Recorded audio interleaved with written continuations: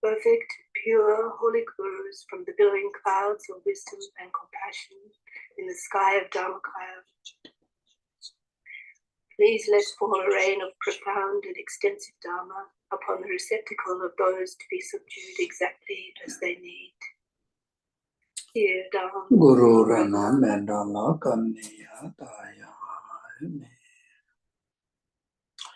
Sangye Shwedan Soye Shona La Chanju Badu Dani Jasun Che Dagi Cheche Jepe Sonam Dola Penje Sangye Rubara Isho Sangye Shwedan Soye Shona La Chanju Badu Dani Jasun Che Dagi Cheche Jepe Sonam Dola Benje Sangye Rubara Isho Sangye Chedan Soye Shona La Janju Badu Dani Jasun Che Daji Sheshe Jebe Sonam Dola Benje Sangye Rubara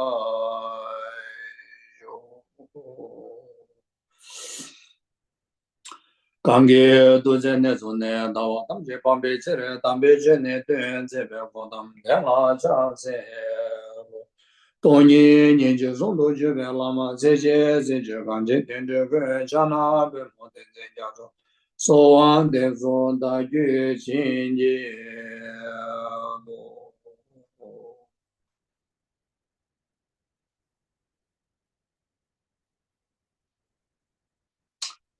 Oh yeah, thank you. So as you all by now must have heard this wonderful news of His Holiness, the knee treatment went extremely successful, and and his health is doing great. So this is something truly blessing to all of us, and I'm sure each and every one of you in the past week dedicated your daily practices, and particularly medicine Buddha practices, and I'm sure that really bring immense of contribution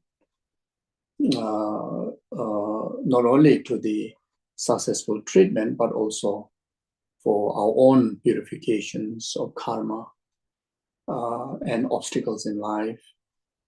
And in particularly, this is in relation to Guru, and then the purifications definitely must have very huge impact, and as well as accumulations of merit have done greatly. So on the basis of that, there's so much for us to rejoice, and with a heart of rejoicing, again, here today, we come together and accumulate and recite, the similar way, the medicine Buddha mantra for the swift recovery, and then continue to turn the wheel of Dharma far and wide, and may we have the meritorious karma to continue to, endlessly to enjoy the complete, profound and most extensive, most effective Dharma blessings.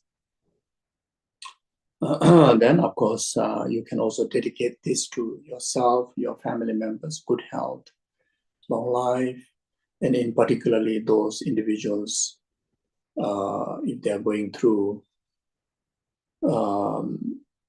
health difficulties, you can dedicate for them. Then, and also you can dedicate to world to actualize peace and happiness and virtue.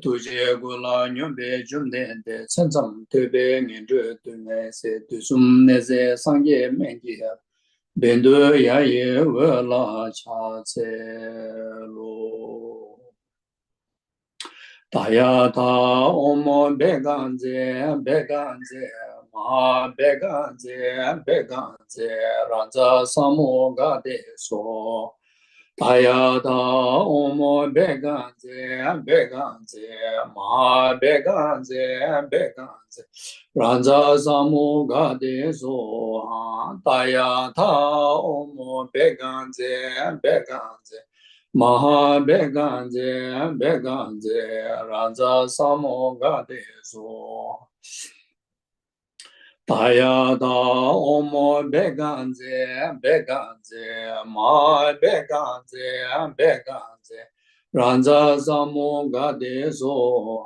Taya da omo beganze ma beganze ranza samo gade so Taya da omo beganze ma beganze ranza samo gade so Taya da omo beganze ma beganze ranza samo gade so Taya da om beganze ma beganze ranza samo gade so Taya da omo beganze ma beganze ranza samo gade so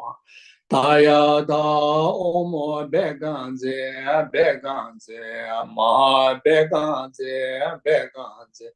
ranza samo gade so Taya da omo beganze ma beganze ranza samo gade so Taya da omo beganze ma beganze ranza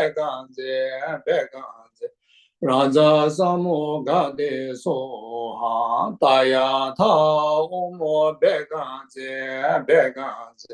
ma beganze ranza samo gade so Taya da omo beganze ma beganze ranza samo gade so Taya da omo beganze ma beganze ranza samo gade so Taya da omo beganze ma beganze ranza samo gade so. Yeah, then also we take opportunity to recite a few rounds of Green Thara mantra and Manjushri's name mantra, and specifically dedicating for most precious Guru Kyabche Lama Sopa Rinpoche's all his holy wishes to be fulfilled, and may we have the meritorious resources to actualize Rinpoche's unmistaken reincarnation, swift return of unmistaken reincarnation, and the reincarnation have all the conducive conditions, the environment to fulfill all the aspirations of the Buddha accordingly.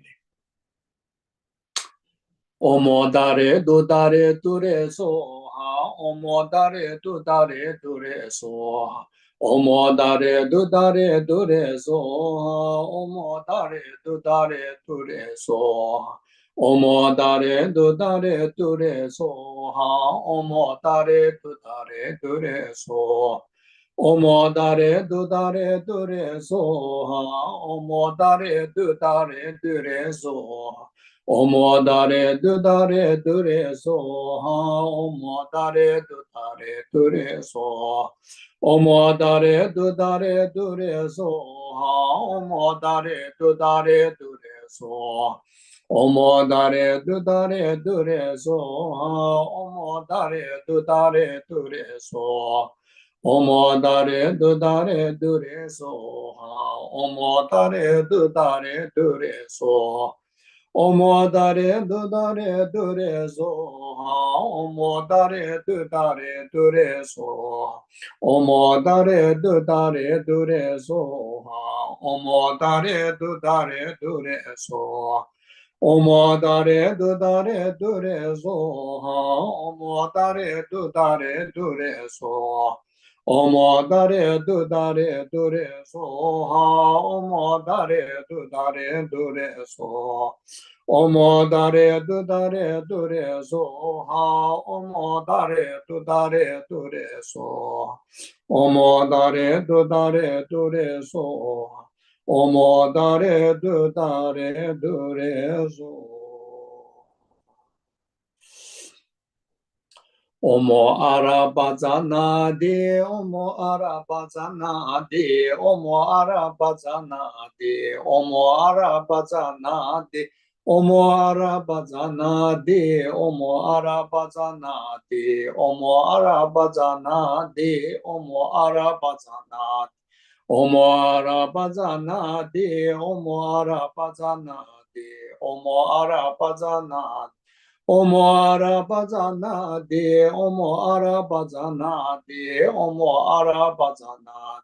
Omo arabazana de, omo arabazana de, omo arabazana. Omo arabazana de, omo arabazana de, omo arabazana. Omo arabazana de, omo arabazana. Omo arabazana de, omo arabazana. Omo arabazana de, omo arabazana. Omo arabazana de, omo arabazana. Omo arabazana de, omo arabazana. Omo arabazana de, omo arabazana. Omo arabazana de, omo arabazana. Omo arabazana de, omo arabazana de. Yeah, and also we dedicate all the merits also to those who pass away, especially in the last few weeks. Eric Raymond, farmer, Mr. Adam Bruce Martin, then Ramesh Tamang, Mr. Tu Wan Jin, and Mark. Then there are also many other individuals who requested due to their family members unwell, going through medical treatments. Some are in ICU, some are on the process of recovery. Then there are individuals that who have other situations like financial situations, relationship problems, or whatever inconvenience there may be, whatever merit that we accumulate, through this session, and all the merits of the past, present, future, we dedicate for the well-being of each and every one of them. Yeah. Okay. Thank you. Yeah. So.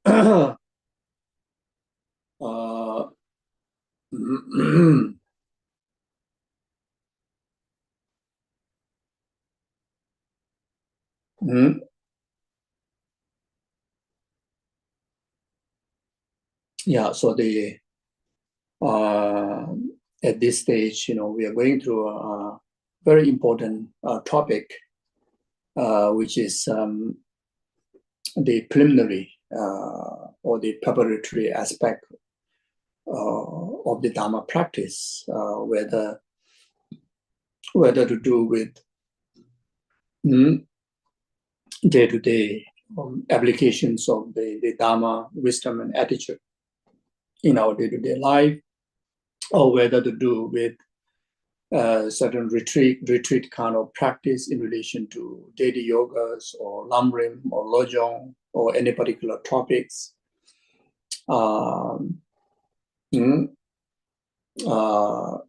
Whatever manner of spiritual practice, in order to actualize the successful practice and successful result, which is the realization on the stages of the path, or the realization on that particular practice that you are engaging in, very much dependent on the preliminary or the preparatory practice.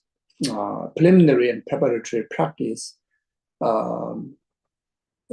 if not more important than the actual practice, but at least it plays this equal role, equal importance. In many individuals, way of doing practice, sometimes we miss out the correct and well engagement of the preparatory practice. And even though we are mastered in the information or in the practice of the actual meditation or actual practice, but then without the properly conducting the preparatory preliminary practices, then there won't be result for the main practice. Even very well about the main practice, you see. So, so this is not just statement, or not just the culture of Tibetan, Buddhist tradition or the Kadamba master tradition, but this is the actual spiritual ways of practice, in the concern of Buddhist teaching, then all the way up to Shakyamuni Buddha's time. It is like that. It works like that. Shakyamuni Buddha himself, actualized spiritual realization, very very much the same culture, and that kind of cultural influence, carried out, through the Tibetan Mahayanic Buddhist tradition, and in particularly the Kadamba masters tradition, such as the traditions of Lamrim, traditions of Lojong, philosophy tradition, instructional traditions. All these are the Kadamba masters tradition. So this goes the same like that. So and also for this few weekends of the teaching, even though it's more like a Shelong, usually Shelong don't really spend much time explaining, more of reading. But I think it seems like I went to explaining more than reading, So and also, but then didn't really explain word by word, line by line. But this is very much also, even though I don't have experiential, experiential realizations on the teaching, but we have the experiential, the lineage of the experiential teaching. And when you offer the experiential transmission of Lamrim, it goes something like that. Very much you read, then there will be quite elaborate instructional, ways, how to practice, or very much the instruction how to practice, and very much how if you are doing retreat, if you are practicing Lamrim, how do you practice? And very much there's a instructional lineage is there, and that the near lineage goes up to Lama Tsongkhapa, then slightly further than that goes to Atisha, and that lineage goes all the way up to the Asanga and Nagarjuna, and that go all the way up to Manjushri and Maitreya. So very much like that. So it's very much the experiential kind of way of doing the Dharma discourse is something like that. So, but then I very much purposely spend more time in this few subjects, starting from how to listen to the Dharma, which is one of the most crucial thing. If we don't know how to listen to the Dharma, then we very much will be trapped within the three kinds of false vessel. The vessel that which is upside down, the vessel that which is called hollow, the vessel that which is contaminated. If we don't know how to listen Dharma properly, it very much will come into this three kind of unripened vessel. And then after that, reliance on the teacher, which is root of the path, which is the foundations of all the success in spiritual practice. Most important, the most important subject. If the knowledge, practice, realization on the Guru devotion goes well, then rest of the Lamrim realizations, Lamrim understanding and Lamrim realizations will come naturally, without much effort. Even you just do a glim meditation, that may able to serve to actualize the realization, like such as starting from precious human rebirth, etc. So the key point is the Guru devotion practice. That is the number one.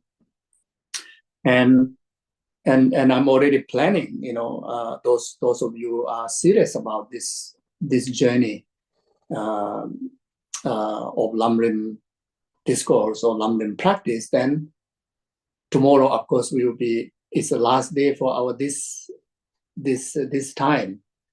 But until we resume the following subject next time, the homework will be the main meditation object will be Guru devotion on the basis of proper practice of 7 limb practice, 6 preparatory practices, and that also on the basis of correct reliance on the Guru. Those of you who already have a Guru, then you can practice in relation to that. Those of you who don't have Guru yet, then you practice in order to actualize Guru in your life. So that's also one of the reasons I spend quite a lot of time. So once this is done, then from the precious human rebirth onward, the rest of the Lamrim topic is kind of like we don't have to spend too much time. Just get the definition and move on. Something like that. Okay. So anyway. Yeah, so today I will read where we left last session. We were discussing on the 7 limbs of practice, and we have done the first 2 limbs, the limbs of prostration and the limbs of offering. So today, another very, very important limbs of practice, which is the confession, the limbs of confession or limbs of purification. Very much like how the 7 limbs are included within the 2 form of practice. One is the tools to accumulate merit, and the another one is the tool to purify. Like such as the confession is tool to purify. Then rest of the other limbs of practice is very much for tools to accumulate merits, and very much the whole practice of Buddha Dharma, falls into these two practice to be achieved: the practice of accumulations of merit and practice of purifications of limitations and negativities. And very much done that on the basis of the preliminary practices, on the basis of main body practices. By doing so, then eventually, we actualize the complete purified state of our being, which is Buddha's form body and Buddha's wisdom body. Yeah. So like that. So I read. The confession of bad action is set forth in the stanza. I confess each and every one of the negative actions I have done with my body, speech, and mind, influenced by desire, hatred, and ignorance. Every limitations. No questions about negative action that perform through our body, speech, and mind by nature. By nature is negative, like such as killing by nature, causing life of other, causing pain to other. By nature is negative. Whether you have motivation or not, whether you have a wrong motivation, negative motivation, positive motivation or not, by nature is negative. Then, like such as lying. Whether you have motivation or not, just misleading. With the misleading word, and others are misled by nature is negative. Then, such as arising of desirous attachment, like arising of anger, aversion, or arising of ignorance. No need motivation. By nature, it is negative. By nature, it is harmful. So no question about those negativities, but also those negativities that by nature is not negative, not harmful. But then when you have the harmful intention, harmful motivation, or harmful conclusion, then even those has to be purified. Then the certain negativities are, certain limitations are in comparison, comparing to the advantage. Then there are certain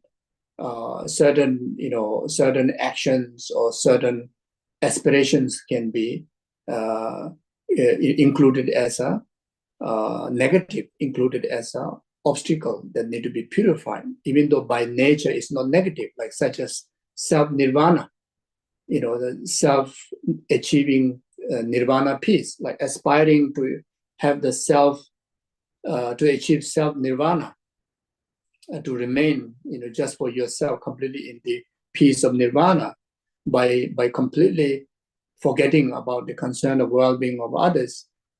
That comparing to the altruistic path, that also, falls into a limitation. That also need to purify. Then there are many limitations and negativities in relation to correct views, like such as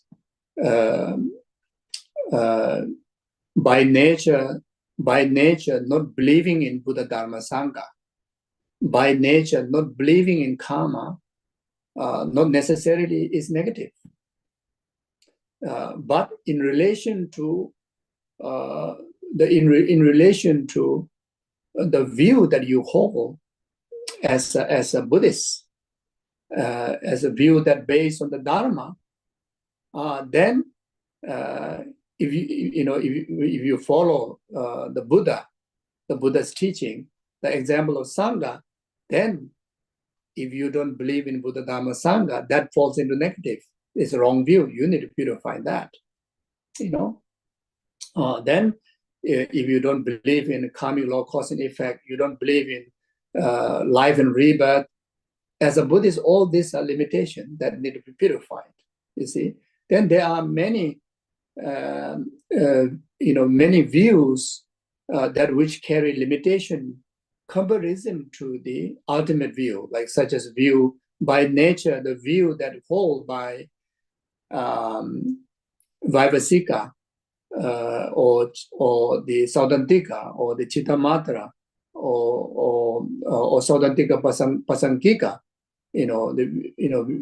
holding the view of dualistic, holding the view of inherent existence, holding the view of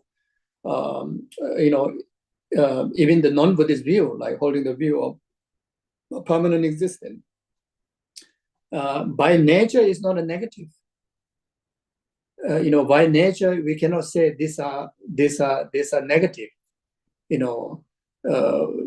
There are so many people follow these views, and so many people, they have their own reasons to follow that, and they have benefited from that, including like believing in God, creator. By nature we cannot say this is negative, isn't it?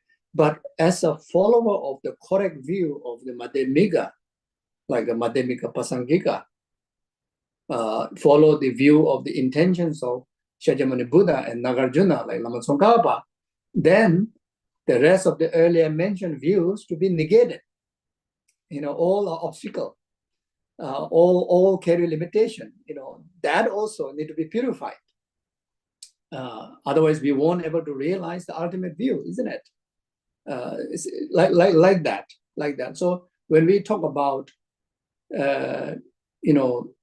negative actions, it's a very broad. It's not just the action that by its nature is negative alone, or by its motivation is negative alone. There are many different form of the word that we use as limitations and negations and negativities, like that. So as someone, like, right here we are referring this teaching, we are very much this teaching, the audience is very much based on the Mahayani audience, as we already mentioned from the beginning. It's a Mahayani audience. So Lamrim audience is a Mahayani audience. Even at the moment, any one of us, our purpose is only to achieve higher rebirth, or maybe just to have a meaningful this life. But ultimate, our goal is to achieve Buddhahood for the benefit of all sentient beings. Being as a Lamrim student, even you are follower of small scope, your ultimate objective is a higher scopes path. So in relation to that, that's why I said, even the pursuit of self-nirvana, it is limitation. It has to be negated. It has to be deleted from our thinking. So I confess each and every one of the negative action I have done with my body, speech, and mind, influenced by desire, hatred, ignorance. You see, those of the wrong views are all due to ignorance. And those of the even self-liberation is due to desire. Etc. like that. Again, when we talk about desire, it's a very broad subject. You see, in relation to the individual who aspire self-liberation, they may not accept that their intention to pursue self-liberation is a desire, the attachment desire. But from the Mahayanic point of view, this is attachment desire because it's about the self-concern, it's about the concern of self-cherishing purpose, isn't it? So there's a lot of debate can go on, So then Lama Tsongkhapa said here, depending on the cause, the three poisons, and by means of the three bases, body, speech, and mind, their nature is that I have done them, that is that I have actually created them, I have made others create them, and I have rejoiced in those created by others, all of which is generally subsumed under I have done. If through recollecting their faults, you regret those done previously and sincerely confess them with the intention to abstain from them in the future, you stop the increase of deeds done in the past and stop committing them in the future. So one of the major benefit of doing confession, doing purification practice is to purify what we have committed in the past, and also to stop the committing new actions in the future. In relation to result, to purify the consequences of the past committed karma, and to stop the causes of the future karmic consequences to experience.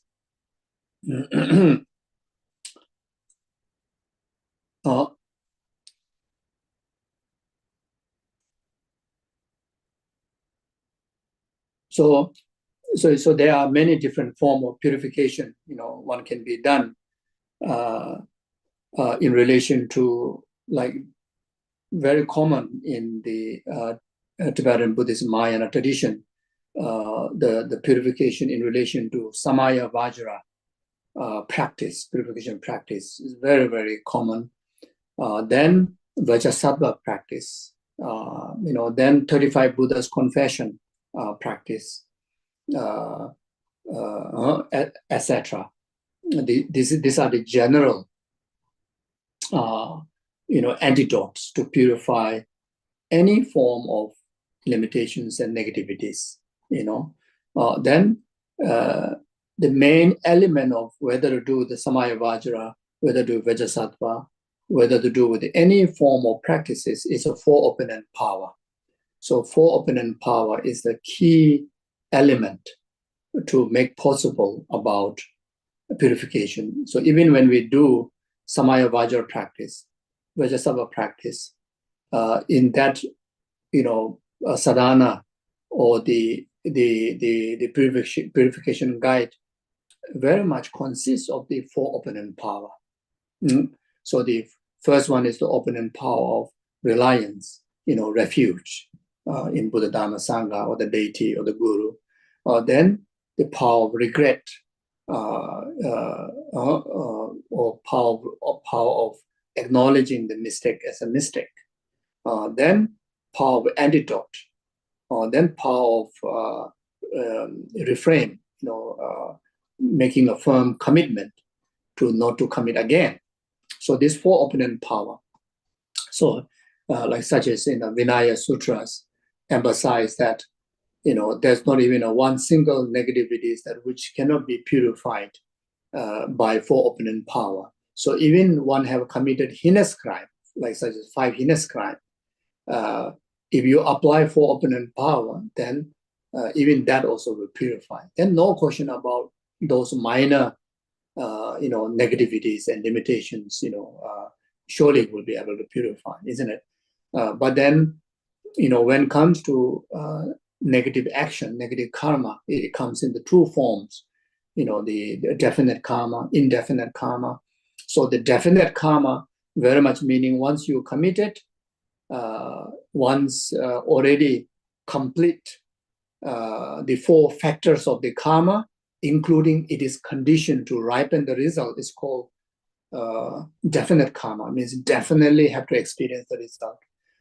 So now, then what to do with the how to validate what Buddha said in the Vinaya, that by application of 4 opulent power, even the heinous crime be purified, isn't it? But here the karma is definite to experience the result. So here the understanding is that definitely will bring purification, while it is also comply the experience of the consequences definite. The purifications happens by reducing the durations of time. Purification comes in the form of the reducing the intensity of the consequences. I think earlier we discussed also certain karma, is supposed to be experienced in the lower hell realm, but then it just purified, just having a one disturbing dream. Certain karma will, even though the karma definitely to experience, it is a result to experience in the hell realm, but it may purify by experiencing certain like headache or stomach pain, or even one born into hell realm, born for maybe like one moment, born for supposed to be there for eons, but then just because of you have done the purification, like such as 4 opulent power, then born there for just a moment, born there for maybe a day, So that's what it means.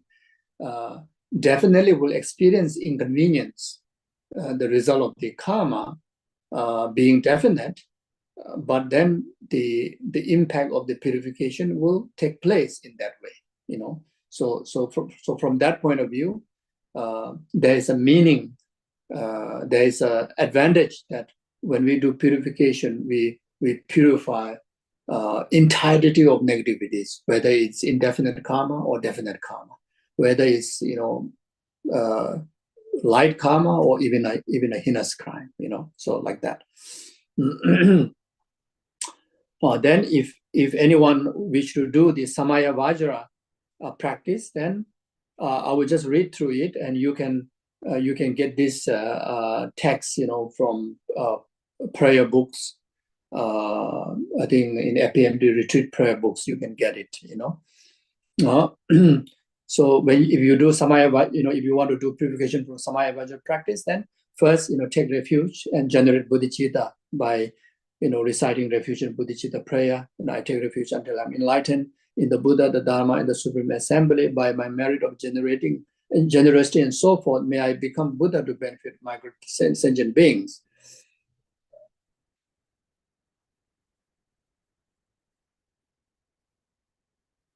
Then the practice of the Samaya Vajra in particularly beneficial to purify broken Samaya in relation to Guru. If you harass the Guru, or if there's any limitations that we have in our mind stream, from beginningless lifetime in relation to the Guru. Certain individual finding qualified Guru could be due to the karma that one committed in the past, that which need to be purified. Then you can take the Samaya Vajra practice as a form of purification practice, and that may help. And even if you have the Guru, but then you feel that so difficult to obtain teaching, so difficult to feel the blessings in relation to the Guru, feel the benefit in relation to the Guru, then again, it has to do with the karma, so you can do this practice. So the practice of Samaya Vajra is a very powerful practice to purify, in particular, the negative karma collected in relation to Guru. So first you visualize Samaya Vajra in your heart or above your crown, whichever is more comfortable. However, if you haven't received the initiation, visualize Samaya Vajra above your crown. Out of their compassion, all your Guru manifests as Samaya Vajra. so that you can purify all the negative karma of having broken and degenerated your samaya, especially the tantric samayas. Then visualize yourself clearly as your yidam. If you have initiation, then yourself, visualize as a yidam. Otherwise, yourself as an ordinary person. And then, if you're visualizing at heart, then at your heart is the variegated lotus and moon mandala. So, like 8-petal lotus, on top of that moon mandala. On them is the green syllable ha, ha, green syllable ha, which transform into sword adorned with the ha inside the handle. So there's a syllable ha, H-A, ha, or like a green kind of a letter there, or the energy there. Then that miraculously become a sword, green color sword, a sword.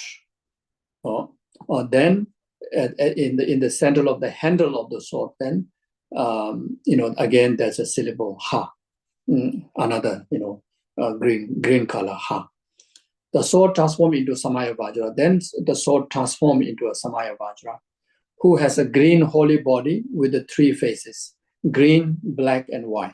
The main one is green, then right black, then left white. And 6 arms, he carries 6 arms.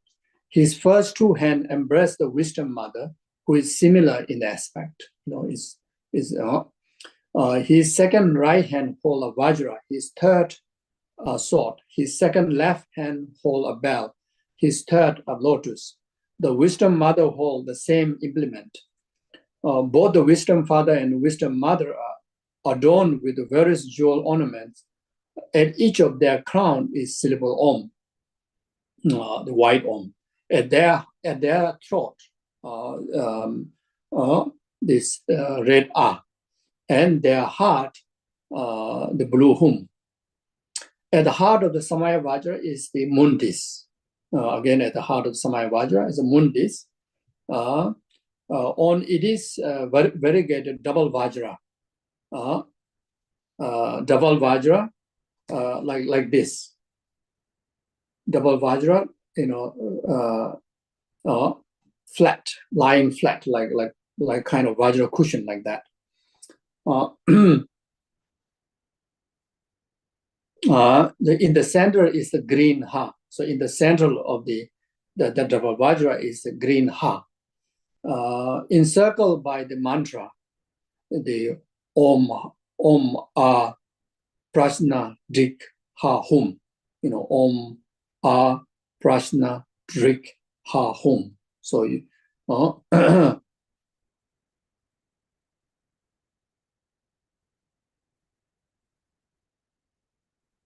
encircled by the mantra. From a ha and the mantra, white nectar flows out through the hollow prong of the double vajra.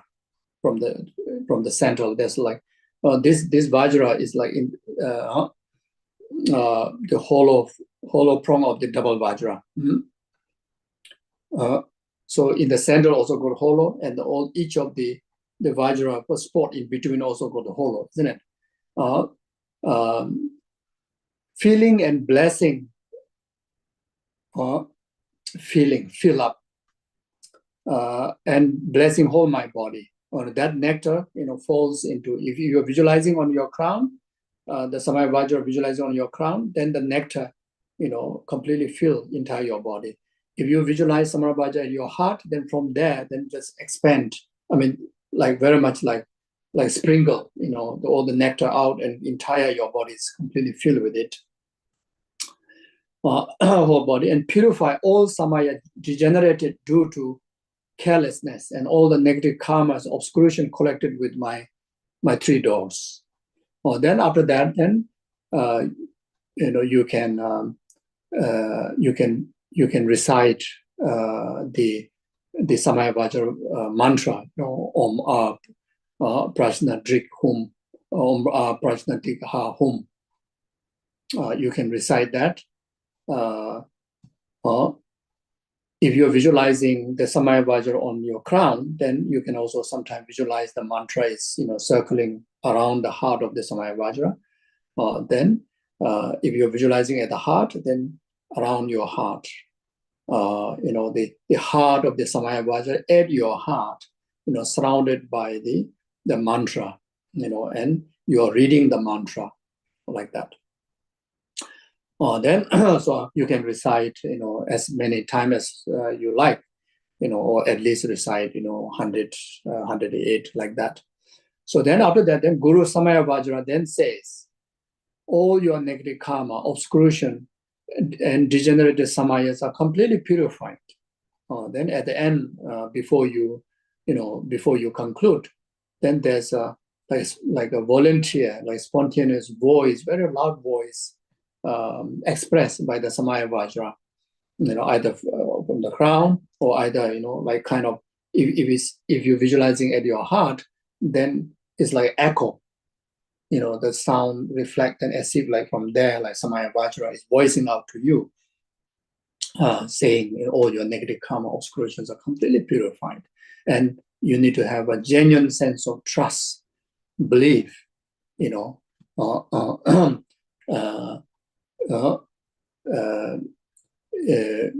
like total conviction, and that very much has to set on the basis of the four opponent power. When you visualize Samaya Vajra, that is the power of reliance. Then whatever purification you want to do, you acknowledge that you want to purify them. And even those of which you don't remember, but it's very much possible. You definitely must have committed, in the beginner's life, past lifetimes, isn't it? And there are a lot of tendencies to perform negative karma in the future, and all of those of them, all of them to be purified. That's kind of the second opponent power, the power of acknowledging negative and negative, or regret. Like that sense of urgency that I must purify now. In the text it talks about, like, if you knew you have swallowed a poison, then there's a like kind of urgency that you want to vomit it out, isn't it? Fearing the life. So here the urgency has to be even more than that. If we're unable to, if we pass away from this life before purifying the negativities, there are so many negative karma that may bring possibility of being born in hell realm for countless eons. That's much more scary than taking life from a poison, isn't it? So like that. Then the recitation of the mantra and just simply doing the visualization, as mentioned, those, this placing of the syllables, etc. All these are the power of antidote. Then at the end, after you hear the Samaya Vajra pronounce that, the omniscient one can see, even your subtle karma, subtle karma, you see. We won't be able to see them, until we become Buddha, we won't be able to see them. So trust the omniscient one, the statement towards you through this purification practice. Then say, now I am completely pure of all the karma, and I want to make sure, be mindful, even in course of my life, and I will not commit any negativities in the future, any negative karmas in the future, like that. At least, there should be a time frame, in order to take effective purification. At least, until I finish this purification practice, or until tomorrow morning, or if possible, the best is even in course of my life, then I will not commit such karma like that. So that is the fourth opponent power. Then it's a generated strong faith that exactly what Samaya Vajra says has happened in reality. Your mental continuum has become completely pure. Not the slightest obscuration is left. Even the heaviest negative karma collected in relation to a guru have been purified.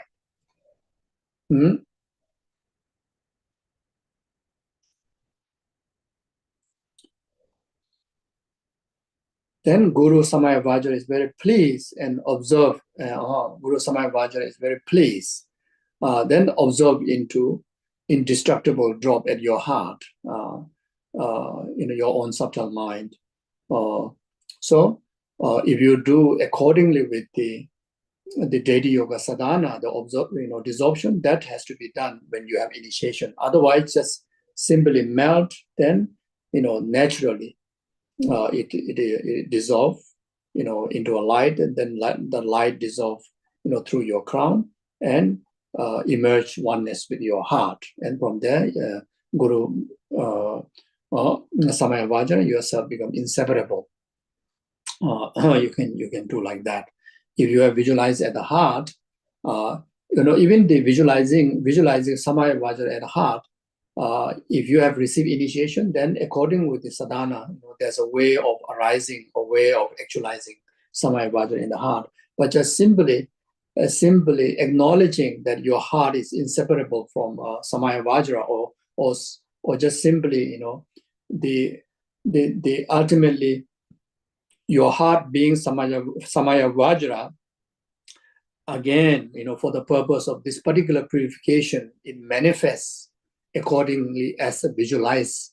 There's a mundis, then the heart, then gradually ripening or spontaneously arising or spontaneously having Samaya Vajra at your heart, and not necessarily that you need to have initiation.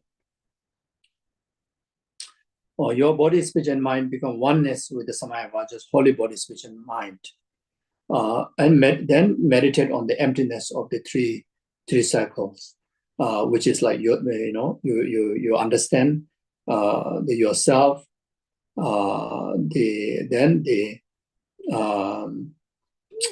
the creator of the negative karma, the purification, all lies in the nature of lack of inherent existence, lack of emptiness. Now, including yourself, who become inseparable from Samaya Vajra, then this purified the blessings, the purification, the blessings, including become inseparable with the Samaya Vajra. All these are also similar way lies in the nature of lack of inherent existence in emptiness, like that. Then on the basis of that, then you dedicate the merit.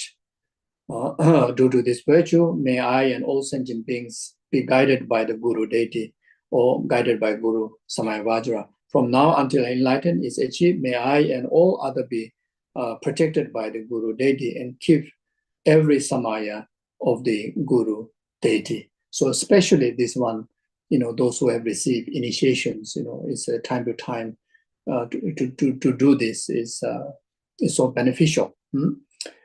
Then there's also the Vajrasattva practice, similar way. So if you want to do Vajrasattva, then again, start with taking refuge, bodhicitta. I take refuge until I'm enlightened to in the Buddha, the Dharma, and the Supreme Assembly by merit of generosity and so forth. May I become a Buddha to benefit all transmigratory beings. So on the crown of my head, a syllable pam, syllable pam,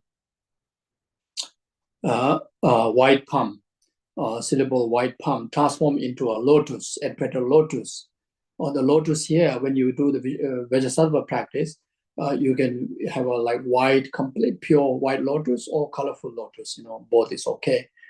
Lotus and into a mundis, syllable then transform into mundis. Then upon this, from whom emerge white 5-pronged Vajra. 5-spotted Vajra. Mark, and it is centered by a syllable whom. From the whom, light shine forth, and the true purpose are accomplished. All the ordinary realizations, then the higher, the spiritual realizations, or ordinary, goodness and higher spiritual goodness, all achieve. Then light return and the Vajra transform into white Vajrasattva with one face and two hands holding a Vajra and bell, seated in the Vajra position. So now here, those who have the father mother Vajrasattva practice, then you visualize father mother. Otherwise, you visualize solitary Vajrasattva. Those who have initiation, then there's a way to do. Those who don't have initiation, then again similar like the Samaya Vajra. You can also visualize on your crown, and you don't have to do the gradual way of arising, the actualizing Vajrasattva in your heart, but just your Buddha nature, the heart, just illustrated into a Vajrasattva like that. So now, if you have initiation of the father mother, then he embraced the wisdom mother, white Vajra Prabhavati, who has one face and two hands holding a curved knife and a skull cup. Both are adorned with the skulls and various jewel ornament. At their crown is an Om. At their throat are, and their heart is Hum. So these are like a white, red, and blue syllables. On the moon disk at his heart stands the syllable Hum, encircled by the 100-syllable mantra. The Bhagavan Vajrasattva, please clear away all the negative karma and obscurations of myself and all sentient beings and purify all degenerated and broken commitments. Having been thus requested, the light shine forth from the Hum and the mantra rosary at Vajrasattva's heart, completing the two purposes, purifying the negative karma and obscurations of all sentient beings and presenting offering to the Buddhas and their sons, Bodhisattvas. All enlightened qualities of their holy body, speech, and mind collected in the form of light and observed into the mantra rosary and Hum.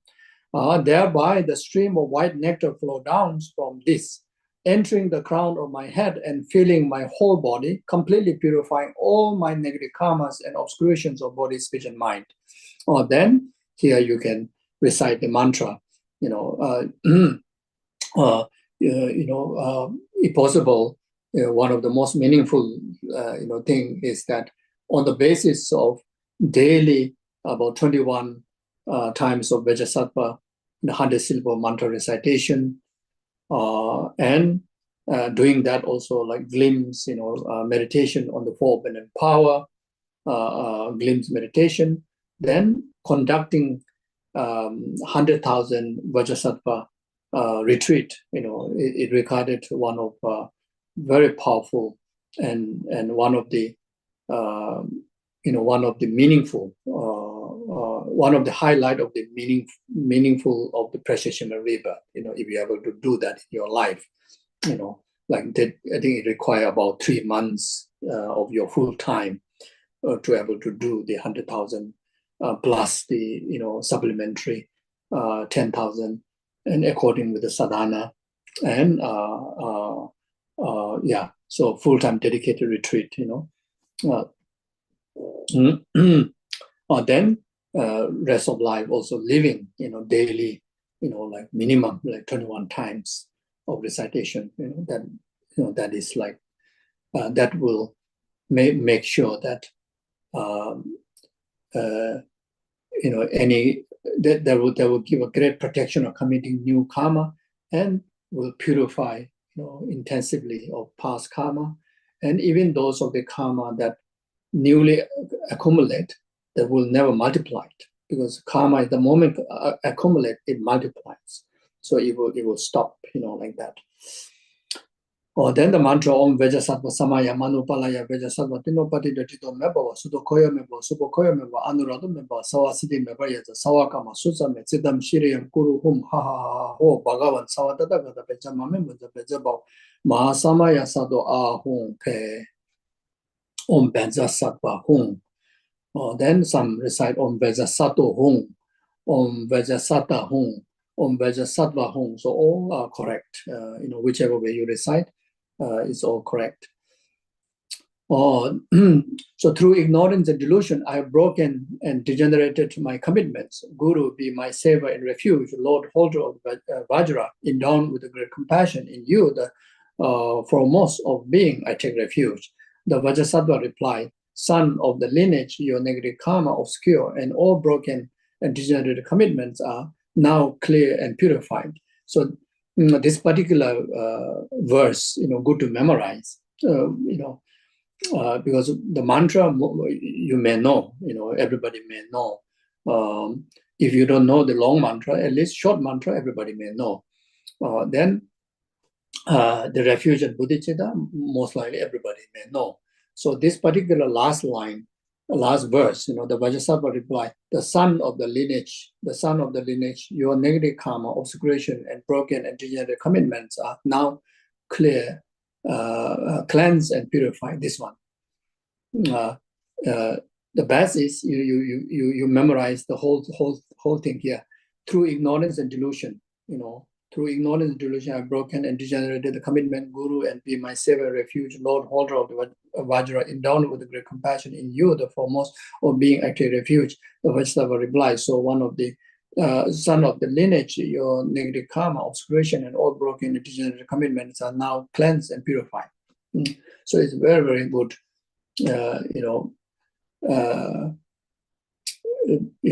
Every now and then, while you're walking, eating, doing anything, every now and then, you get little, like a few, maybe less than a minute moment, and do this. It's very, very helpful. Or something suddenly, if you, let's say, while walking, suddenly accidentally you step onto an ant, then right there, you recite Om Vajrasattva Hum. Just feel the presence of Guru Vajrasattva, then Om Vajrasattva Hum. Then like Dani Mishimo by Tamsilene Kashi, Lama Goba, so the December, the December, the radio for Chugi, the Tanzanian, the Tanzanian, Rala Timberang goes on the December, goes on the image, you like sincerely, wholeheartedly express this in your heart, like that. So, it's you feel, definitely that not only yourself, the mistake purify, but you also able to really help, the victim to whom that you accidentally cause harm, like that. Then after that, the last opponent power, the thing, I vow never again to commit those negative actions from which I can easily abstain. I vow not to commit the negative actions from which I find it difficult to abstain for. Then, if you remember certain flows, certain negative actions you have done, you can mention them. Then after that, Vajrasattva observe into me, and my three doors become inseparable from Vajrasattva, holy body, spirit, and mind. In emptiness, there's no I, the creator of negative karma, no action creating negative karma, and no negative karma created. Again, you seal you seal the practice in three circle or the three prayers of emptiness. Then after that, then dedicate to this virtue, may I quickly become Vajrasattva and lead all transmissible being without exception to the state. Oh yeah, so you can get this in the prayer book, the APM prayer books, or you can get in other sadhana practices.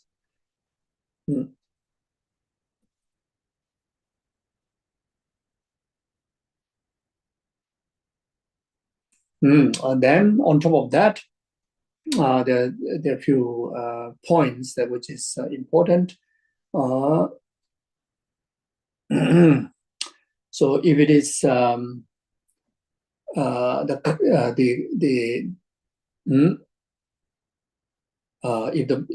the samaya or the negative karma is committed in relation to Guru, one of the specific way of purification beside the samaya vajra is you confess to the Guru of whatever negative the samaya that what you have broken, and then ask forgiveness if the Guru is alive. That's very important. If not, then you can also request forgiveness from one of the maybe the closest disciples, even the attendants. You can also do that, or otherwise, you do that. The certain holy object, like statues of the Guru, pictures of the Guru, the malas, the Vajra bell, texts, that which hold by the Guru. Or you can visit the Guru's mandala, the Guru's shrine, or there you do 3 prostrations and kneel down. Then you ask forgiveness, through your heart. So this, to keep intact of the samaya with the Guru is utmost important. That's utmost important. Even the slightest form of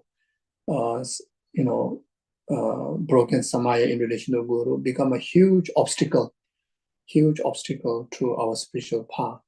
It's So when the samaya to Guru is pure, then everything becomes so easy. Life becomes so meaningful. Spiritual life becomes so easy.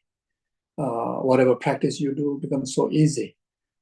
Actualizing realization so easy. Any form of way of accumulations of merit becomes so easy, so vast, so extensive.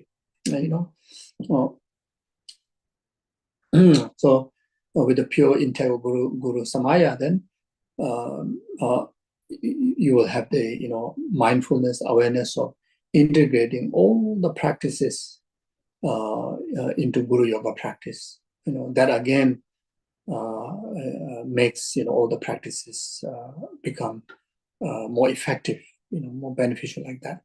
Then if those negativities in relation to individual liberation vow, like such as refuge, lay vows, and also very much committing 10 non-virtuous actions, very much it comes in the precept of breaking precept in relation to refuge, lay vows, and all the precepts.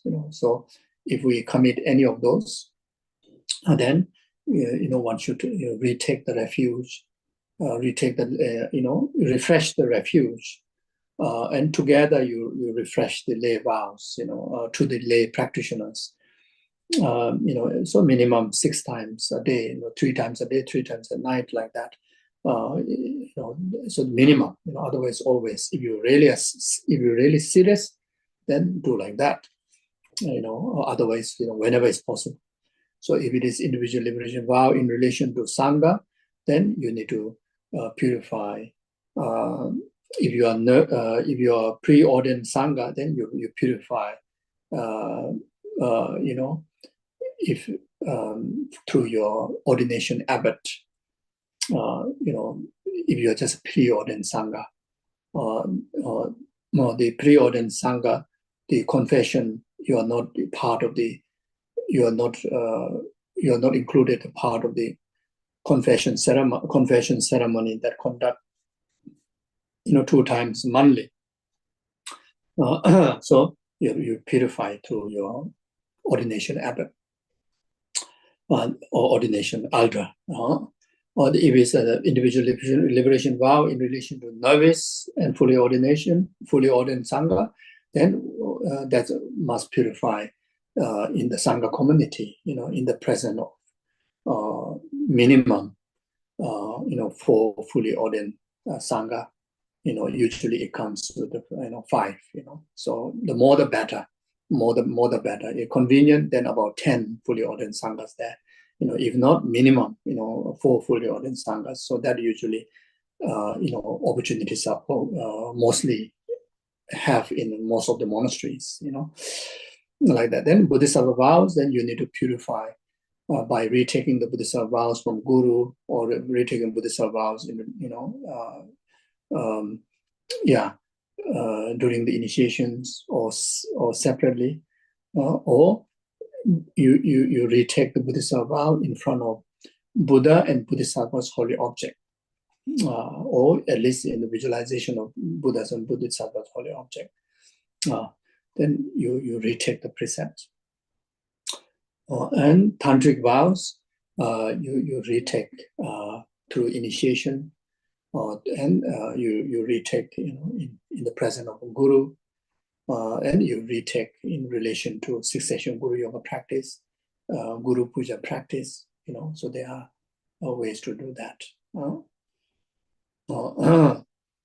Then, if you are taking 8 minor precept, then while taking 8 minor precept, you break the precept. Then you confess through Vajrasattva practice, and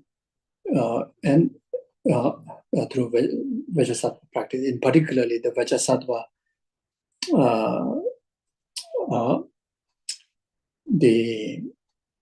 the mantra, instead of Om Vajrasattva, Om Pema Sattva, or lotus, you mentioned the lotus, Om Pema Sattva Samaya Manopalaya, Pema Sattva Dinopati, instead of Om Vajrasattva Samaya Manopalaya, Pema Sattva Samaya.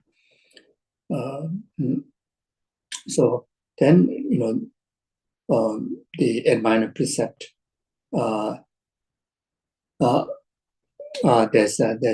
there's a mantra of pure morality.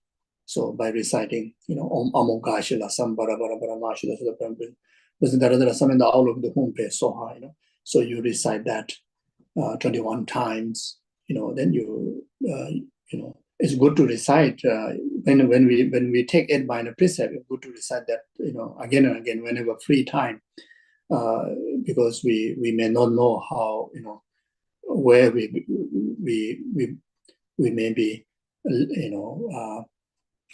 limiting the precepts, so that we're able to keep 24 hours time the samaya very purely. If you break something, like you eat the food in the wrong time, etc., sing song, dance, etc., then you recite the pure morality, the mantra of the pure morality, like that. So there are many ways, to do that. Then we those of you who have initiation, you do sadhana practice. So while doing sadhana practice, there are also possibility of not doing correctly, doing mistake, limitations, and all those need to purify. All, as mentioned earlier, like we have to purify. We cannot take lightly from any occasion, committing of any limitations. That's very important. So if like if you're doing Yamentaga sadhana, then then there's a section like Om Yamentaga Samaya Manupala instead of Om Pema Sattva, Om Vajrasattva. And then now you convert that into, you put a Yamentaga Vajrasattva purification.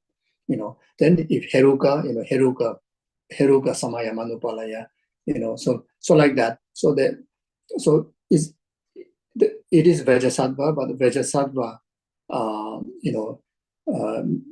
in many manifestations, designed to manifested, designed specifically to purify, specific limitations that occur in the specific practices. So just to have a brief idea about all this. Yeah. Okay, so maybe we stop there. Then now the fourth limbs of practice is rejoicing. The rejoicing is set forth in the stanza. I rejoice in all the merits, whatever it may be, of all the Buddhas of the 10 directions, Bodhisattvas, Patyaka Buddhas, those with more to learn, those with no more to learn, and all ordinary beings. So these are the 5 different kind of beings. So when you rejoice, not just rejoice in all the merit you accumulated, you can rejoice merit of all the others, like such as Buddhas of the 10 direction. It's a huge opportunity, rejoicing. is unbelievable practice. You can, when you think about the benefit of the practice of rejoicing, as if you don't want to practice anything, just practice rejoicing. And practice of rejoicing is one of the best way to keep our mind happy, keep our day-to-day happy. Like heart filled with happiness, positivity is one of the best tools. And merit that accumulate out of it is supreme. That's why even like Shantideva, make a statement: rejoicing is the greatest virtue among all the virtues. It's one of the best virtue among all the virtues. So yeah. So rejoice in the 10 directions Buddhas. 10 directions Buddhas. You can take. If our mind is so easy to scatter by worries, by worldly concerns, by sensual distractions, then you take the opportunity or advantage of practicing rejoicing. Your mind completely invest into practice of rejoicing. Just to rejoice the 10 direction. One direction each will take a long time. Then each direction, there are how many Buddhas? Just to rejoice the merit of the 35 Buddhas, 21 Taras. Can you imagine? You reflect on each of the qualities of each of the 35 Buddhas. You can start with Shakyamuni Buddha. Just for Shakyamuni Buddha, 36, 80 major, minor marks. You just think one of them, one. Maybe one of them may take at least one minute. If you want to think more detail, there are many more. Then 35 Buddhas, each one of them has a different deeds, different characteristics on top of the major and minor monks. Unbelievable. Including their look, their staffs, their colors, their mudras, their legend. Unbelievable. It's like, wow, you just like kind of wow, one after another, wow. Like that, is it? Then 21 Taras, 21 Tara, each of the Tara, like you just look at the 21 Tara praises, just reflect on each of them. Unbelievable. And you can go into a commentary. Each of them is unbelievable qualities, Then, so there are many, like 5 Dhyani Buddhas, unbelievable. So Buddhas of the 10 direction. Then Bodhisattvas, those who are on the 10 bhumi, amazing extra qualities comparing to the Bodhisattvas on the 9 bhumis, 8 bhumis, From the first bhumi all the way up to 10 bhumis, each level of the Bodhisattva, we can rejoice their merits. Then the Bodhisattvas, they are also ordinary Bodhisattvas. Then Pratyeka Buddhas, like those of solitary realizers, those of the hearers, then those of the Pratyeka Buddhas and solitary realizers, those with no more learn. Okay, sorry. Those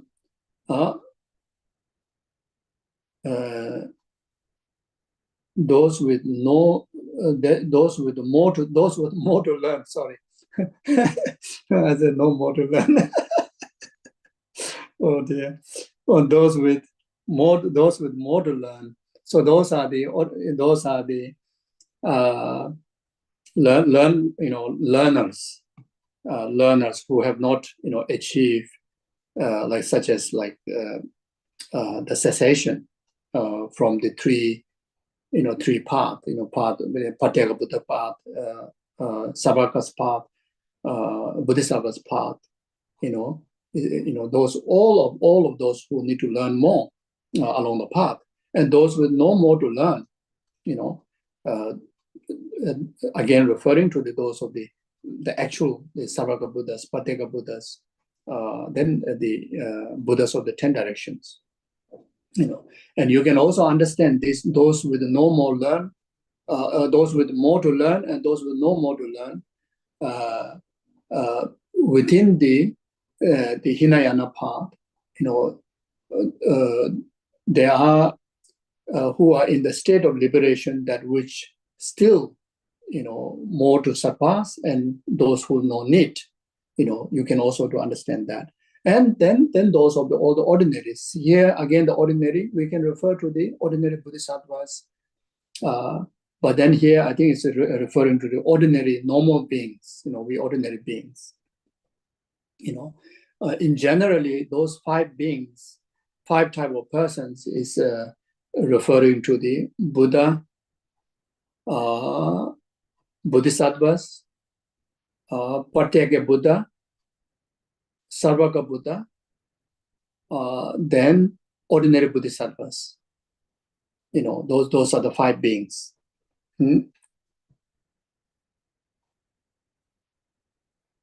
If I said correctly.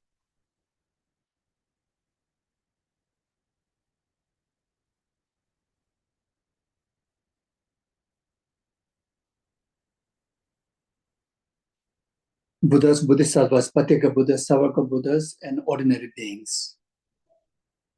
So since we already said Bodhisattvas, now the ordinary beings, we can refer to the rest of the ordinary sentient beings. Those 5 kind of beings. Lama Tsongkhapa says, as you recall the benefit of the virtues of the 5 type of person, you cultivate joy. So rejoicing is you just, you think of the qualities, the virtuous qualities of anybody, like such of these 5 kind of beings, then including yourself, you feel happy for it, happy for them, happy for yourself. That's called rejoicing. So in the sutra, it says, rejoicing in our own merit multiplied doubles. So if you recall the virtuous conduct that you committed and you feel happy about it, whatever merit you accumulate become double. And whenever you think of good thing you have done, like virtuous thing, Dhamma practice you have done, you surely will feel happy, isn't it? So it's so wonderful and quite an easy way to feel happy, actually. But we hardly do that, honestly speaking. Our mind is busy thinking of those wrong things we have done, those negativities that we have committed, or we may commit in the future, in the form of worries. This may go wrong, that may go wrong. This might not go this way. There's so much negative, focusing on negative, isn't it? Then we very hold on to past limitations we have committed. You keep reminding them. The only time that we should remind as a serious practitioner is when we do purification practice of those negative things that we have done in the past. When we should remember when we do confession practice. Other than that, we should never remember. We should forget about it. The first step of purification of the negativities or the limitation of our past is, the first step is forgetting them. Forgetting from our grasping. When it comes to a point that our grasping, unable to, grasp onto it, losing the grip of grasping, or holding on to the past wrongdoings or negativities, and that is a good sign, you see. So as a practitioner, whenever we do purification, then try to remember all the negativities and acknowledge them as a negative. Other than that, our heart try to occupy filled with rejoicing. It is so wonderful to remember how many retreats you have done. You know, some people may think that why I should recall.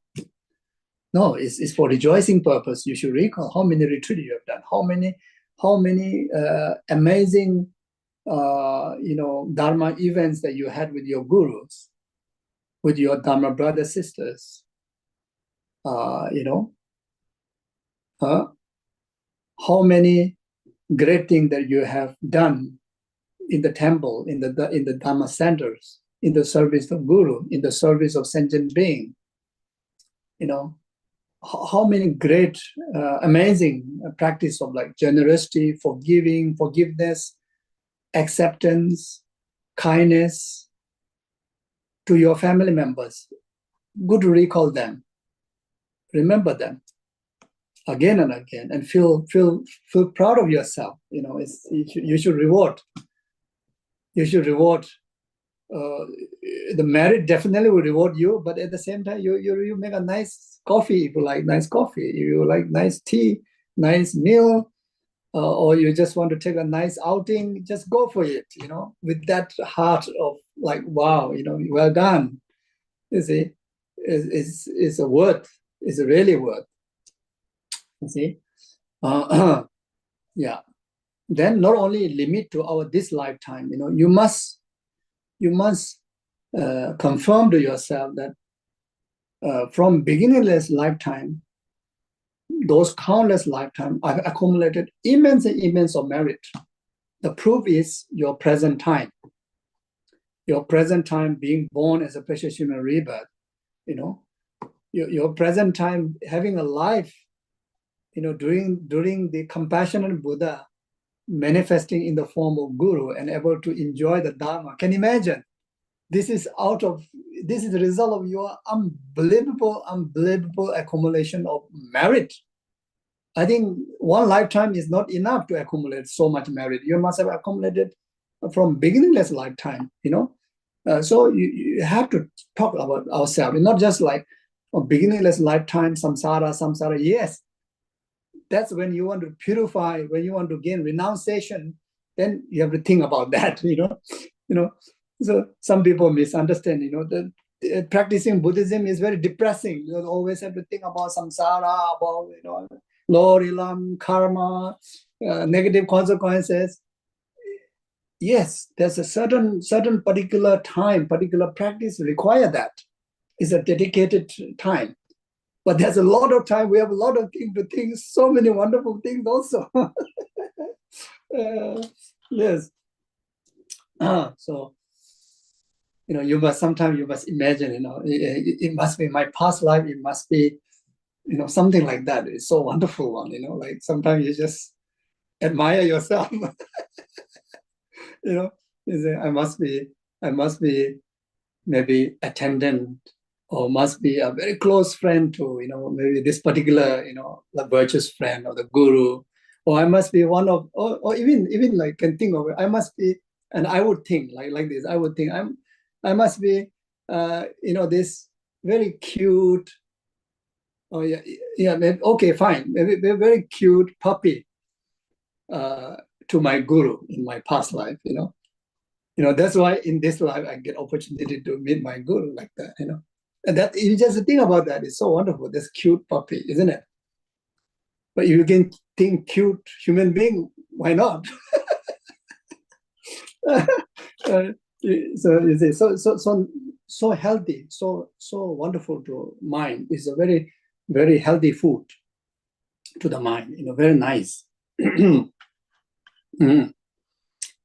Then when you look around, if you feel comfortable, you feel you have a food on the table, food on the plate, or food on the table, or again whatever way whatever way you say, or clothes to wear, shelter, friends, families, or at least like sustainable health. All this is a result of unbelievable accumulations of merits. So when you think about it, like. You just feel so proud of yourself, of your past life. or many lifetime, like that, you see. So just by doing that, whatever merit that accumulated in the past, that will double. Now you so easily, without spending much time, without spending a lot of effort, easily accumulate.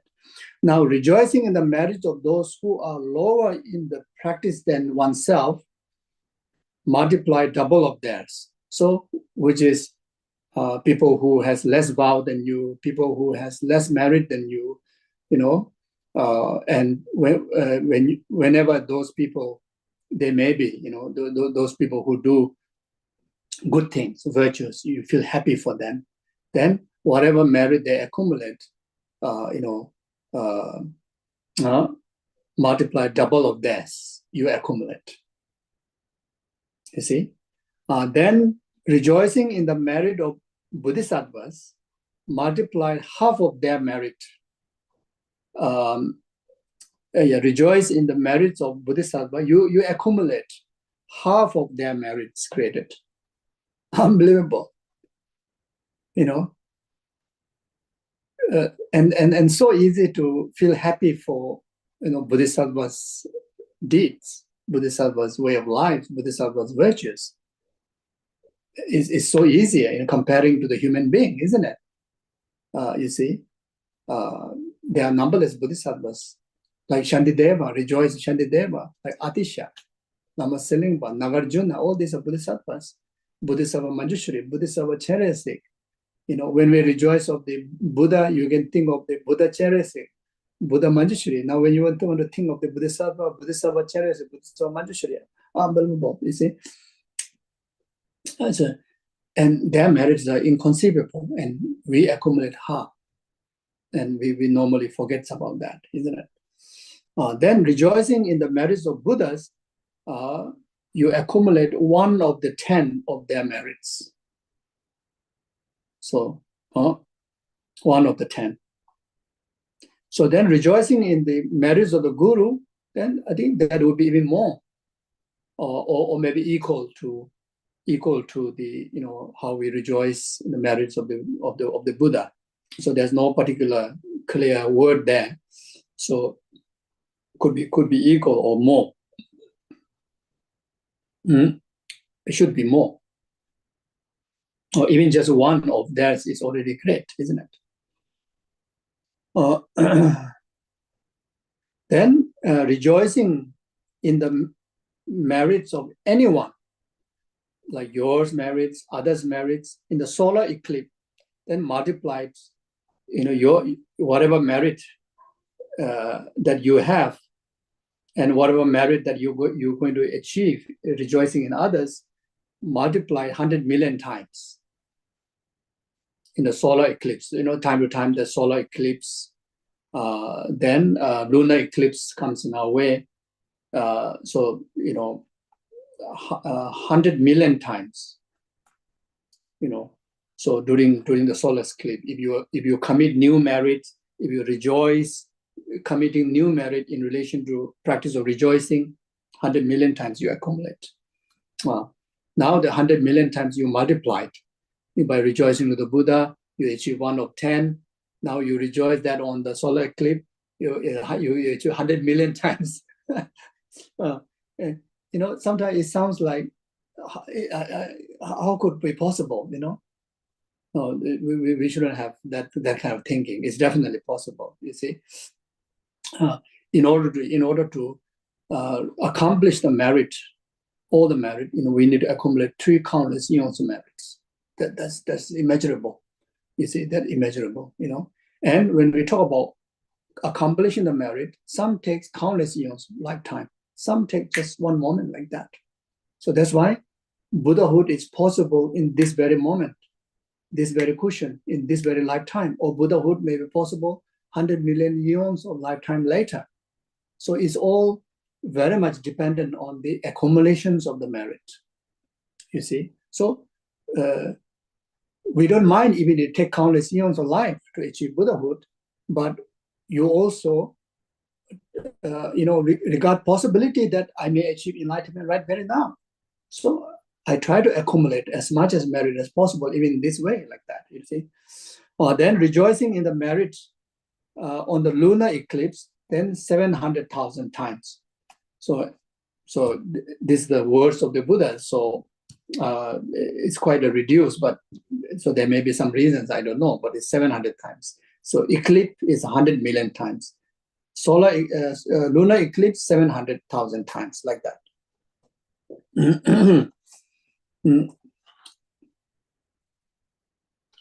Yeah. So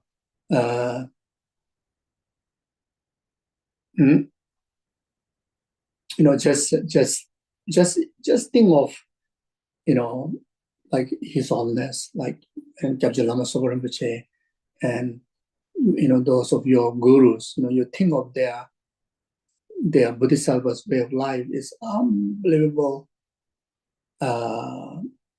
virtues that you can easily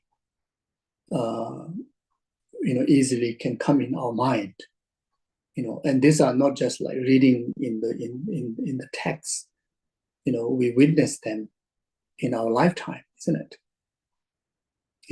The virtuous deeds that they do is unbelievable. The dedications of their life in the service of sentient being, and then conducting their life and according with the Bodhisattva's way of life, completely overwhelmed by, like filled with altruism, complete selfless, and totality of peace, totality of positivity. Every single pause that you want to count, you see these qualities in them. Every single breathing that you count, you see that in that. Every single movement, every single moments of their life, when you think about it, you see these qualities, and it is so heartwarming, so heart-touching, so heartwarming. You see.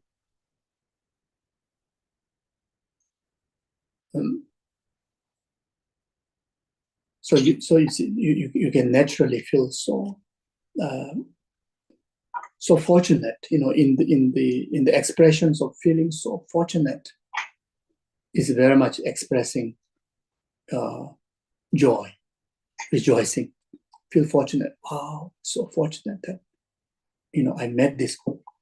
So fortunate that I witnessed this guru's teachings. So fortunate that I received teaching from this guru. So fortunate that I'm following the teachings of this guru. Following the example of this, you feel so wonderful, isn't it?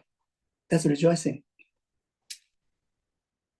You see, then that naturally your heart will fill with, full of purpose. Life is like full of purpose, full of meaning. Not even one moment is wasting. You see, if you're working, if you're doing whatever way you do, in your very best, in the service of even one sentient being, you are following the advice of Shakyamuni Buddha, following the advice of the Bodhisattvas, the 10 generation Buddhas, gurus. Even you're able to do one good work, beneficial work for one sentient being, just one ant. If there's ant quarreling or cockroach weighing, you kind of remember to help them with recitation of mantras, care for them, concern their well-being. You are directly obeying, listening, following the advice of the 10 generation Buddhas, Bodhisattvas, and gurus. Even just that, you can feel how amazing I am. Even you're able to do just that, just one action a day. You see, your heart can be completely filled with bliss, feel purposeful, feel meaningful. You see, and the heart of that person, there's no room for feel agitation, feel meaningless, depressed, angry, unhappiness. There's no room because your heart filled with, the positivities, isn't it?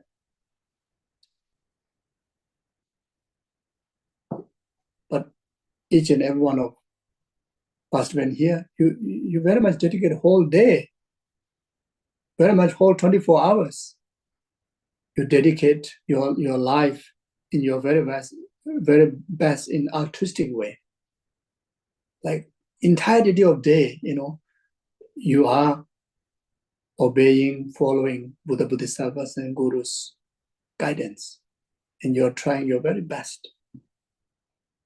Unbelievably rejoicing. This life is like so worth living, so purposeful. You see, and there's no room to feel unhappy.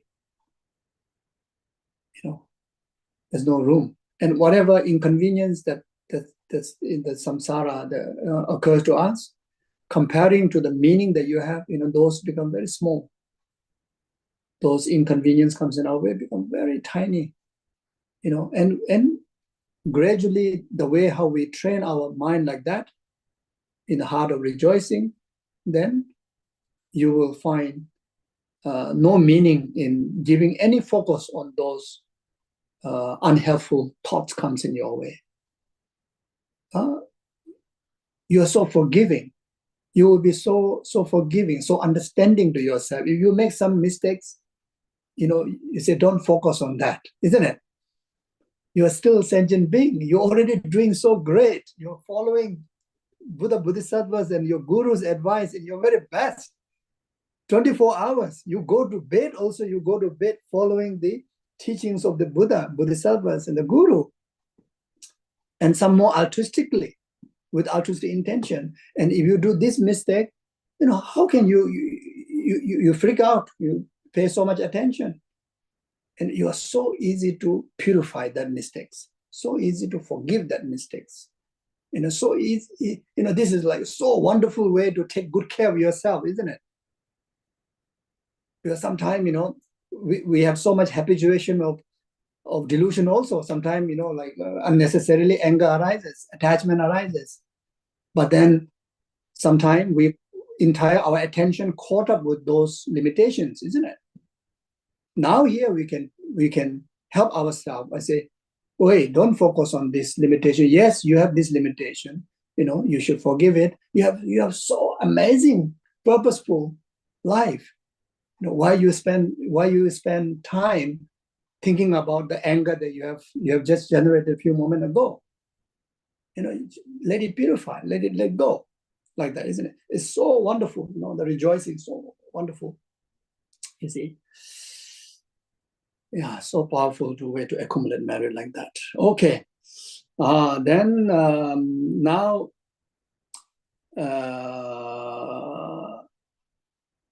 the limb number 5, the limbs of requesting to turn the wheel of Dharma, or limbs of requesting to turn the wheel of Dharma, is set forth in the stanza. I implore all the protectors, light of the world in the 10th direction, who have reached Buddhahood, which is without attachment, to turn the peerless wheel of the teaching. So this is also is so important all the time. We should aspire this limb or practice to do. The requesting to turn the wheel of Dharma. So that way, then we will never experience the poverty of receiving Dharma nectar. Like that. You see. And then most importantly, the merit we accumulate from this is that every actions of the deeds of the Buddhas, Bodhisattvas and Gurus, you will see them as a teaching. You see, every deeds of the Guru, you see them as a teaching, because you always have this practice of the limbs of requesting to turn the wheel of Dharma. And whenever you read a text, every single letter you see instruction, you see teaching, and it become a teaching. It turned the wheel of Dharma, educating you, and also turn the wheel of Dharma, causing you to realize the path in reliance to those words that you read from the text, those words that you listen. Then whenever you need instruction or the advice, you timely you receive it, like that. So if we don't have a merit through these limbs of practice, then even how much teach you don't hear the instruction. You don't hear the Dharma teaching. You hear something else. Or even you learn the teaching, but it never become training. You never realize the path. You see, like that. So Lama Tsongkhapa says, emanating the same numbers of the bodies, you exhort those who have awakened to complete Buddhahood in the fields of the 10 direction, those who have found unobstructed, exalted knowledge free of attachment, to teach the Dharma as soon as possible.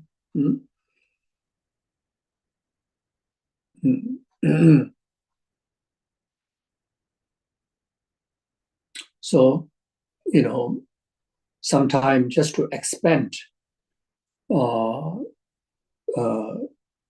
express your sincerity of wanting Dharma,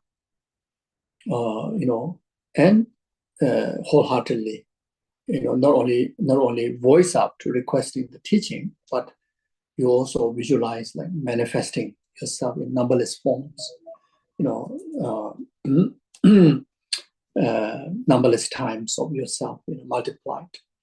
Then in the one voice, and loudly, wholeheartedly, sincerely, respectfully, requesting. All this visualization also can be done like that. Then number 6, the supplication is set forth in the stanza. Now the supplication. The supplication is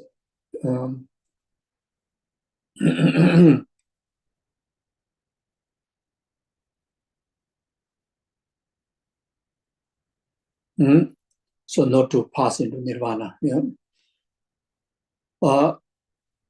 I supplicate with the palm joined in the prayer, those wishing to demonstrate their final nirvana, please stay as many eons as there are atoms to benefit and bring happiness to all beings. And then Lama Tsongkhapa says, supplicate those throughout the 10 directions who show how to pass beyond sorrow or remain, not passing into nirvana for as many eons as a number of fine dust particles there are in the universe, in order to bring about the benefit and happiness of sentient being. So when you request to gurus to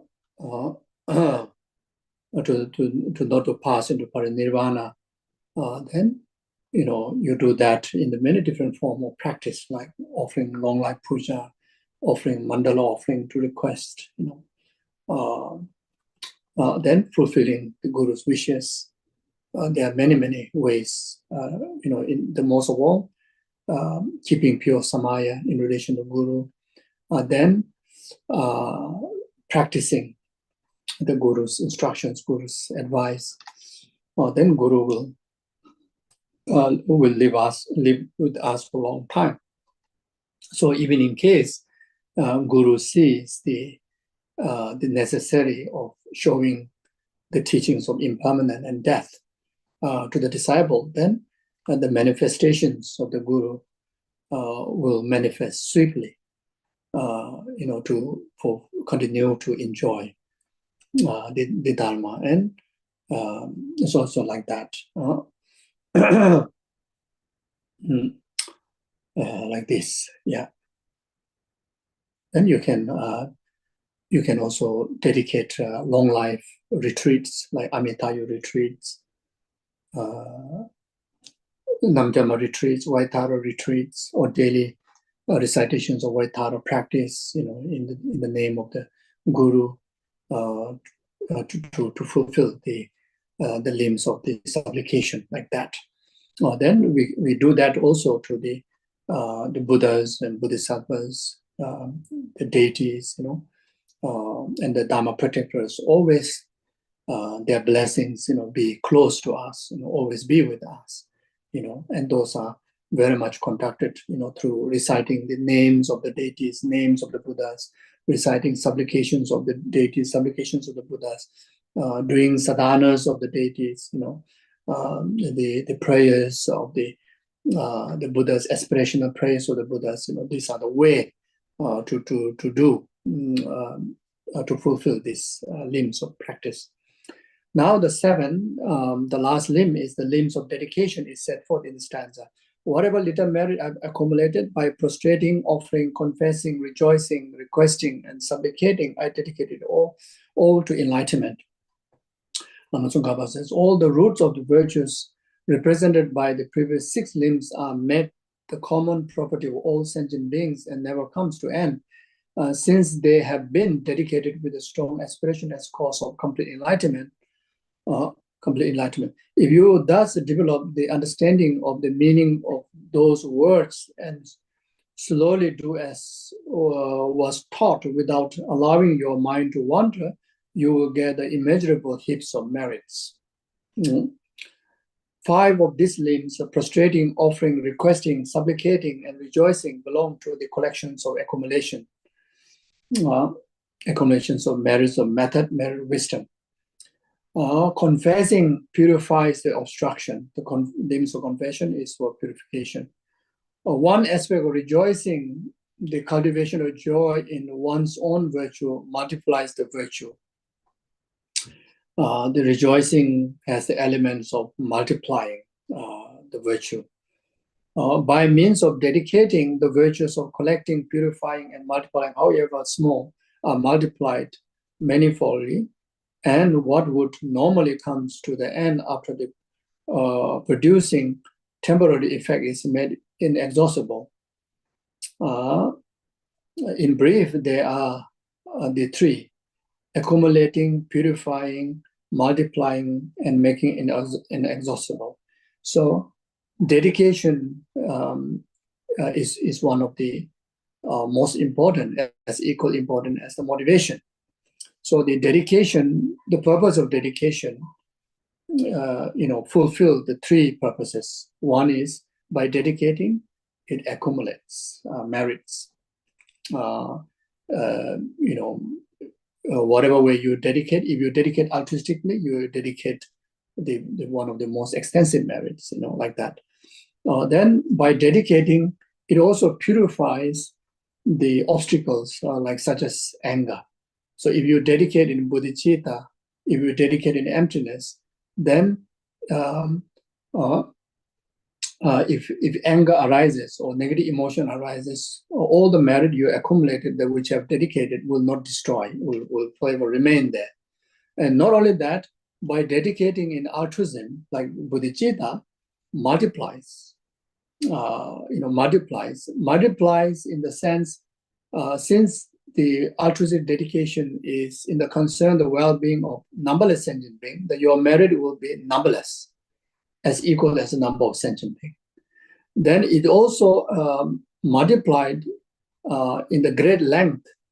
The merit, even how tiny merit you accumulate, if you dedicate in bodhicitta, the merit will last until the last sentient being, who is achieving Buddhahood. It will continue to benefit from now until to the last person or last being who is achieving Buddhahood. So meaning that your merit will last until the samsara end. So until samsara ends, the merit will never exhaust. The merit will never exhaust. The merit will eventually it will turn into an inexhaustible merit of the Buddha's, the enlightened quality, the perfected merit of wisdom, the perfected merit of method, which will turn into a perfected merit of wisdom as a Buddha's wisdom body, all pervasive, forever existent. forever beneficial. It becomes inexhaustible as a merit or method. Eventually will become the Buddha's form body, forever living every single moment, benefiting equally to the rest of the living beings. Even after entire numberless sentient beings achieve enlightenment, they will still live in the state of complete perfected virtues like that. Because of that, it will accumulating, purifying, multiplying, and it becomes inexhaustible. So the practice of rejoicing also carry certain element of the practice of dedication like that, like such as accumulating. If you rejoice, then it accumulates. By rejoicing, it also help to prevent the obstacles to consume the merits, like that. By rejoicing, it also multiplies.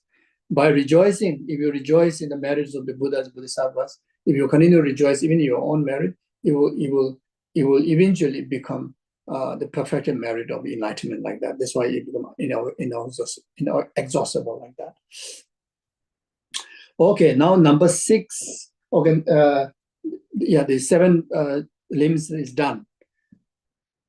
Earlier we discussed about the 6 preparatory. The last one we have not completed. It's here. So the 6, which is referring to the 6 preparatory, which is the preparatory of aspiration or request. As for the final preparatory practice, with the clear visualizations of the object, like such as merit field or guru, offer the mandala practice, and with a strong aspiration, make numerous requests. Requests to not to pass into nirvana, request to turn the wheel of Dharma, request to quickly grant the blessings of realizations, like that, or request to clear obstacles. So this is the number 6. Yeah. So it says, please grant the blessing that all erroneous attitude, such as disrespecting the spiritual teacher, may cease, and that all the numerous attitude toward the spiritual teacher may come about with ease. I request blessing that all outer inner obstacle may be pacified. So in relation to the guru yoga practice, the 6 preparatory, you can relate like that, you can apply like that.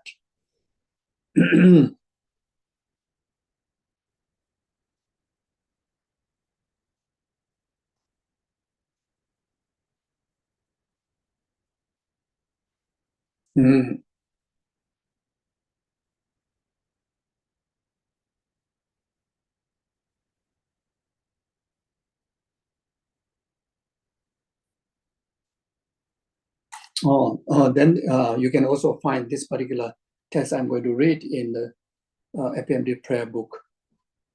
If you practice daily yoga practice and a guru from whom you receive initiations, tantric vows, Vasa vows, then you can conjoin this. This one is like this. Special request for the 3 great purposes. So this you can conjoin it. So I prostrate and go for refuge to the guru, the 3 rare sublime ones. Please bless my mind. Please bless me and all mother sentient beings to quickly seize every kind of mistaken mind, from disrespect for the spiritual friend up to the subtle droll appearance of white appearance, red increase, and dark near attainment. Please bless us to easily generate every kind of unmistaken mind, from respect for the spiritual friend up to the union of normal learning. Please bless us to quickly pacify all the interference of outer and inner conditions. Then at the end of that, if you know the guru's name mantra, then you can recite 21 times or 1 mala of guru's name mantra. You accumulate guru's name mantra. Then after that, then you can do the guru enter from your crown. Then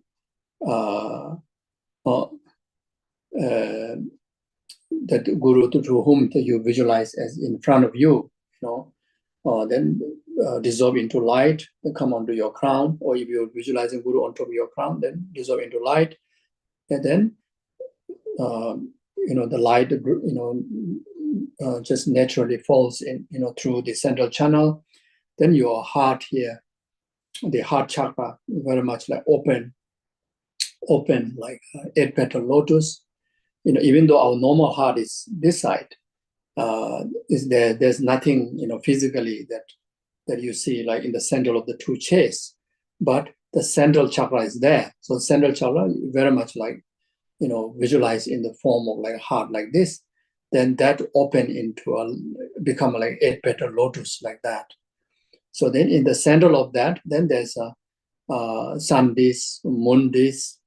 Then in the right in the center there, then like syllable hum, which is your Dharmakaya mind, your clear light mind, your clear light being, then the guru, which is also in the form of light, that energy is also in the form of light, your subtle consciousness. So that guru's being in that light form dissolve into that light. Then after that, then that 8-petal lotus, that heart close like this, So after close, then you can, if you know the guru's name mantra, then you recite guru's name mantra 3 rounds. Is very much is a name mantra, but then it form as like a Vajra rosary like that. In the aspect of Vajra, in the nature of mantra, it's like a tie, it's like rope tie around, that close heart like that. Then on top of that, you continue to recite the mantra, the Guru's mantra, then it forms into a cross Vajra on top, like seal it. Then you understand the Guru, and you never be separated, like forever oneness. Then from that onward, then you keep that awareness or mindfulness of Guru inseparable from you. So there's, if you look at the Lama Tsongkhapa Guru Yoga prayer, so there's like there's 3 prayers. You can do one by one, like dissolve from crown, purify all the body, accumulate negative karma, actualize all the meritorious karma that to achieve Guru's holy body. Then gradually enter from the throat, purify all the limitation from the throat, actualize all the meritorious karma to achieve Guru's holy speech. Then gradually follow into the heart, whatever negative karma committed through heart, in particular in relation to the Guru. Then actualize all the meritorious causes to achieve Guru's holy mind. Like the or you can just do directly. So you can recite 3 times, or you can follow from Lama Tsongkhapa Guru Yoga there. So after I mentioned before, like you seal it with the Vajra, then Serakundu Jawa Tsongkhapa Tejo Shinjingoso Zebedo Jawengabena Pejezayado, like Serakundu, like forever lifetime, like here we say Jawa Tsongkhapa, or you say like Lama Tsongkhapa Rinpoche, or Sonless, or your Guru, whichever yoga that you're relating to, that never be separated from, life after life until you achieve Guru Vajradharahood, like that, Then at the end, then you do again, you seal the practice in emptiness and bodhicitta, like that. Okay, thank you. So today I stop here. Thank you. So we do short dedication. I think I already took your time. So sorry for that. Yeah. So so whatever merit that we accumulate through this session, we dedicate just like how we motivate in the beginning, and also how we dedicate in the beginning. We do just like that. And whatever merit we accumulate this session, we dedicate just like the Buddhas and Bodhisattvas and the Gurus, whatever way how they dedicate, we dedicate just like that. 我大概今年300给我的等到罗过了，干别的，基本上就是我上头会，等北京波人都山西北京就行，多少个北京的见吧。三节行动面对对话，如果那么大行了，去把它说一当不如让他们到。当年呀，大呀，长久生活的国家嘛，也把他们解决这电话，也把人国内工作对话就同年到我的国家嘛，也把他们。电话你把没把人国内工作对话就好了，你到我的国家嘛，也把他们解决这电话，你把没把人国内工作对话就。就是那美国在那边现在我这里就见把到路上，特别专门上中间专业没在大多解决这我工作养到那么大那边去的把那么就上到那边用的那中间都是全球国嘛，有都说。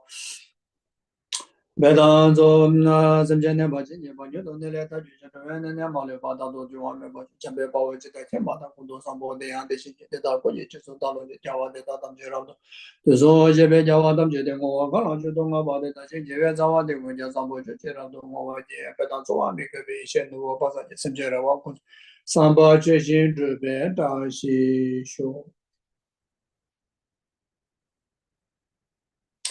Thank you very much. Thank you. Take care. Thank you so much. Enjoy your lunch in Europe. Enjoy your dinner in other places. Take care. Bye-bye. See you tomorrow. Thank you. Bye-bye.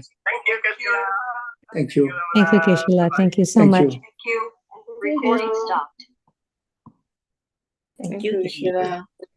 Thank you. Bye-bye. Take care. Thank you, Keshila. Thank you, Keshila. Okay, thank you. Thanks 谢谢。 everyone. 谢谢大家。明天见。See you tomorrow at 4 p.m. Thank you.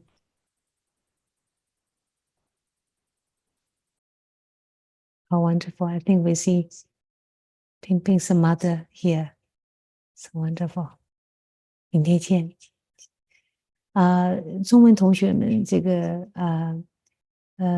金刚萨埵的法本，还有这个什么也金刚的法本，我们会整理出来给大家。今天也非常感恩Monica 的翻译。